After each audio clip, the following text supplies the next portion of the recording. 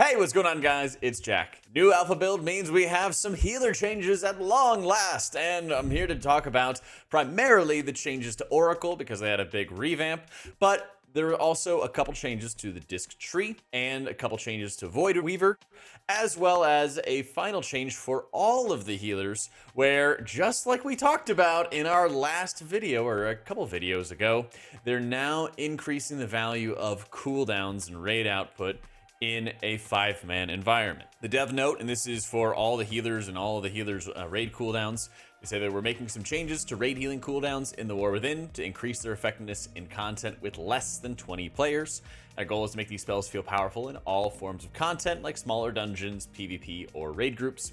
And so the healing of these cooldowns remain equal when healing 20 injured allies, so they're basing it around Mythic rating, but they're going to be stronger in a 5-man environment and a little less strong when in raids over 20 players, but they feel like it's a fair trade-off since, of course, it's scaling in strength with more players.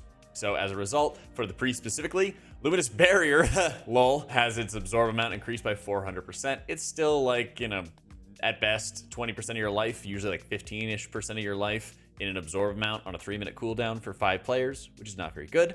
But Divine Hymn could be pretty good to utilize, and once we actually start getting some tougher dungeons in, I'll be sure to test it and mess around with it, as its healing has been substantially increased for a 5-man, so maybe that could be a decent cooldown to be able to utilize. Disc has some really interesting changes going on, predominantly focused on Rapture. So Rapture, instead of giving you the 10-12 second duration of no cooldown on shields and some slightly buff shields, is now still a minute and a half cooldown, and it is now applying a buffed powered shield. It's buffed by 80%, and it's going to have a buffed powered shield, and then your next 3 powered shields after that one are then buffed by 80% and have no cooldown.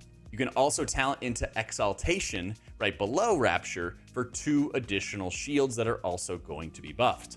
The way that Blizzard's kind of viewing this is that you can have stronger shields for a bit more spot healing and to make the cooldown feel a little bit stouter. I think in a dungeon environment, this is going to feel great because you're putting on some really chunky shields that are going to buy you time to react to whatever kind of damage drop that person low to begin with, or help you immune damage or almost immune damage entirely.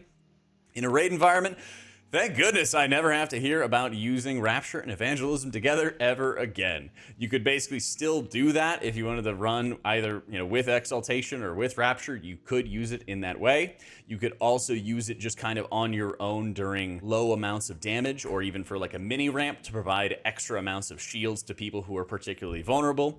For example, you could use Rapture with like a mini ramp so that you can shield a couple people who are taking a lot more damage at this moment and they don't have the defensives they otherwise would want to use for heavy damage.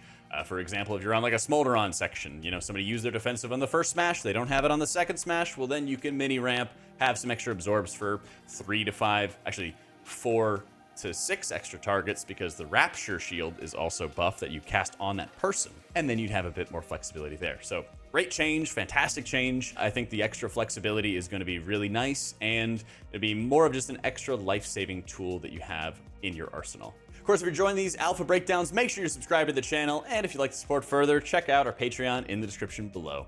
Voidweaver also got some slight nerfs going into it, with the Wraith damage being nerfed, the flay damage that it's actually utilizing, some of the slows got nerfed a little bit, some of the increased atonement healing got nerfed, some of the collapsing void damage got nerfed, Void Blast, which replaces Smite, got nerfed, and none of this is really that big of a deal.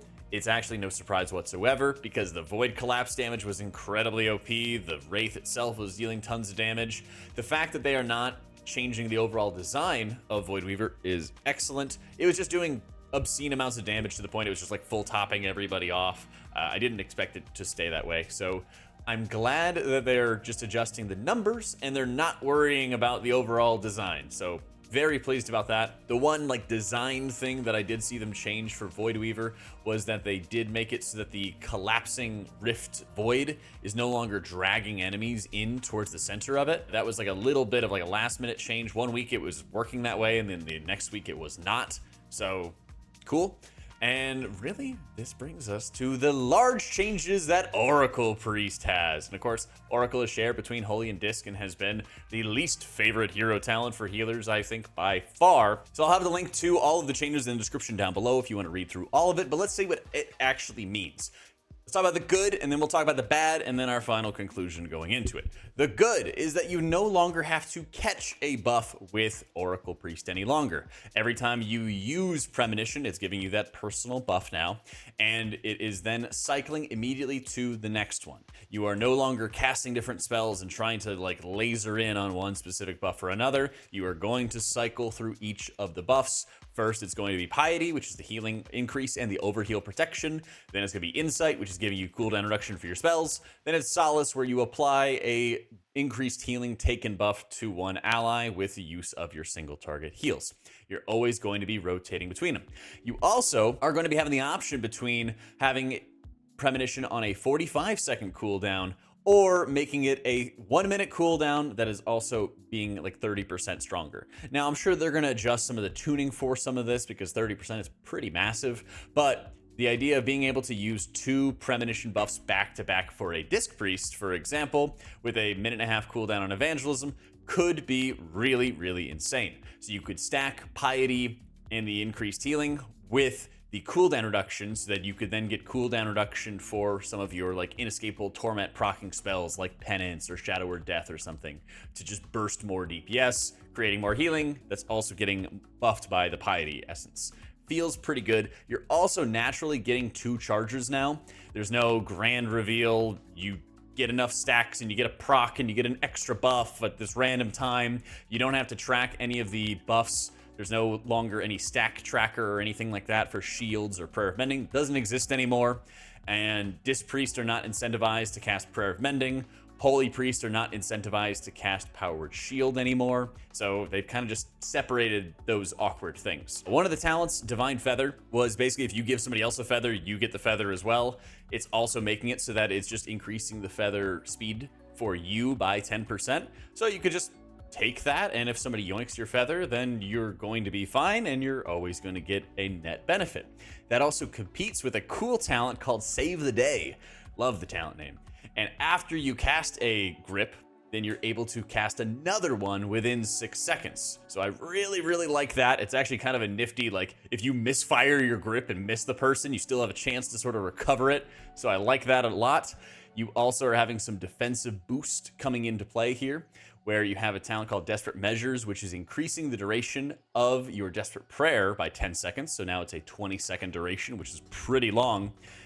And it's also making it so that Bulwark is doubling the absorb amount that you're getting. So instead of a 15% of your max HP absorb when Bulwark activates, it's now a 30%. So it actually makes Bulwark a good defensive, really. And the fact that you're sharing that with Desperate Prayer duration is actually pretty insane. So it's one of the better defensive. Actually, I think it's the best defensive setup that priest healers are going to have access to in the War Within, which is pretty crazy. A really interesting thing they added with this latest build is the capstone in Clairvoyance. It used to be Grand Reveal, and you get an extra stack if you built up enough of these stacks, and you have to track it and all this nonsense.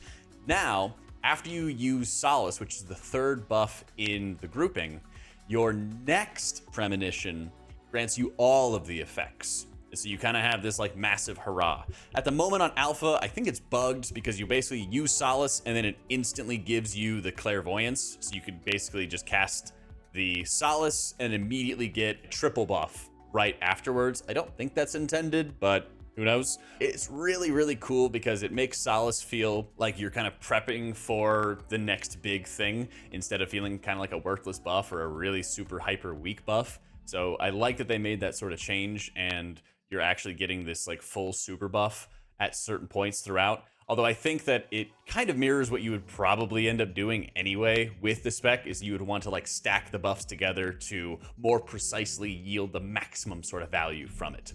When I was playing in a dungeon environment, it did feel like I had good flexibility to like use one buff here or stack them there. And I think when we're no longer doing like normal dungeons, we're actually getting into like M+, it does feel like you hit a point in time where you, through proper planning and knowledge of the encounters and things like that, will be able to really like pop off and yield some really strong burst output by virtue of properly maintaining all of these resources and kind of juggling it around. That being said, there are some, negative things going on with the Oracle tree. You still have to track the cycling buff, and so unlike the flavor text where you're supposed to get the ability to see into the future and figure out those problems before they occur, it's actually the opposite. You have to think ahead as to how you're going to use these abilities and how you're going to get the best benefit of them.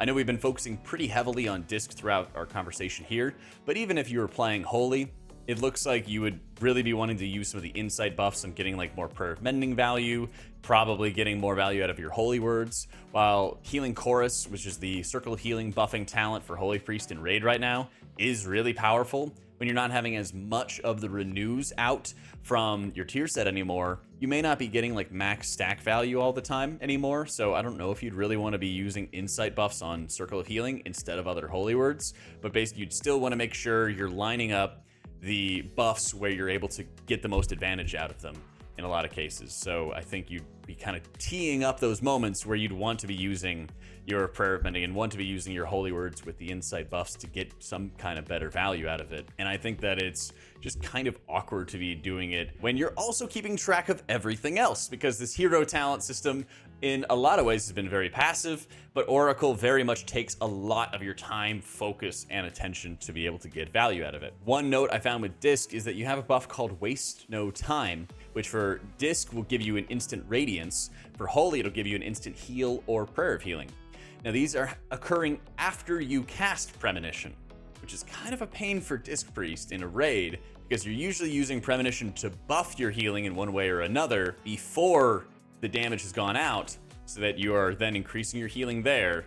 And so getting a buff to your radiances after the fact that has a 15 or 20 second duration to be able to use that buff before it's wasted doesn't feel that great. I think if they made it so that there was no duration on the buff and you could just kind of use it for the radiances for your mini ramp afterwards, that would feel pretty good.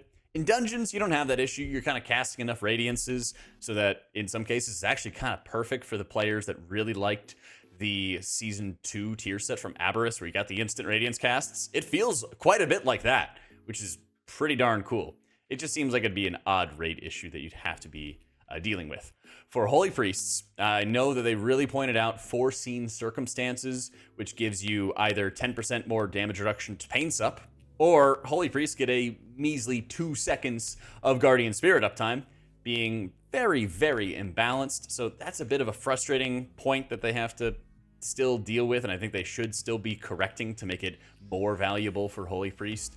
Either increasing the cheat death effect so that it, instead of putting your health at 40%, it puts it at 80% or something like that, so it's more noticeable when they proc the cheat, I think would be pretty good. But something else has to kind of give on that end. But that also kind of brings us to our conclusion. Is this going to be fun to play with? Is this going to be a good hero talent? Well, in my initial review of the Oracle hero talents, I kind of felt like it was a lot of work to be able to gain something that's not really a good benefit, or not really like a good buff as is. At this point, I think the buffs have gotten a lot better in how you utilize them and how you sort of juggle and balance them. But it also looks like a lot of work, I gotta tell you. And not to be lazy or anything, but we're comparing this to Archon, which is just like auto halos, and we're comparing this to Voidweaver, which is a very controlled burst of damage and increase of damage centered around abilities. You know when they're going to activate, you know when they're going to pop, and they kind of just do them on their own naturally with how you're just playing the game. So I would say the big problem with Oracle is that it feels like a lot of work compared to largely passive and interesting sort of cinematic vibes that you are getting from the other two hero talents. And so this very well could be the optimal setup for disc in a raid environment to play Oracle, but it feels like it has a ton of pitfalls and areas where if you're not executing perfectly, that it could be tremendously punishing.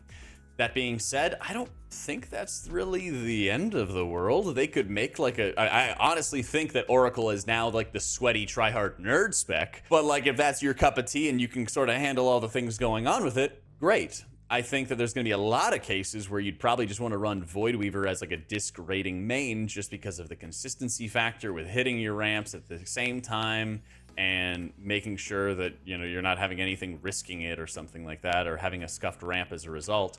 Because at least from the way I'm looking at it right now, you would basically want to be applying all your atonements, extending their duration, hitting your bender, hitting your pet, then activating piety as you're hitting your mind blast, and then hitting your insight as you're hitting your penance, so that you can have like penance and shadow word death and maybe another penance getting their cooldowns reduced while you have all your atonements out. And you can kind of see where I'm going at from this point. There's a lot of juggling and micro in a spec that's already very hard to play. Now, if that's your cup of tea and you want even more challenge for the potential for high rewards, great.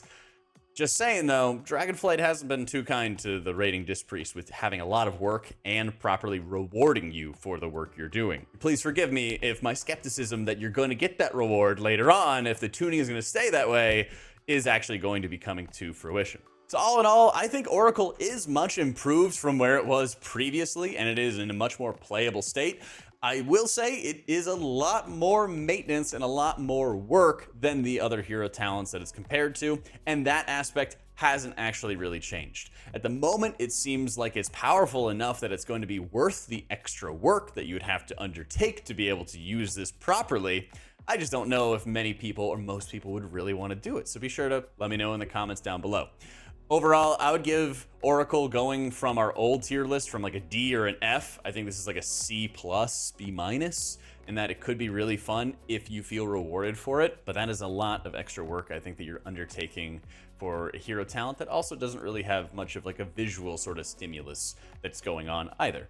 So if you're enjoying this alpha breakdown, make sure you subscribe to the channel, and of course, huge thank you to our patrons, Twitch subscribers, channel members who are making all this content possible. Thank you so much for watching, everyone. Hope you all enjoyed it, and I'll catch you all next time.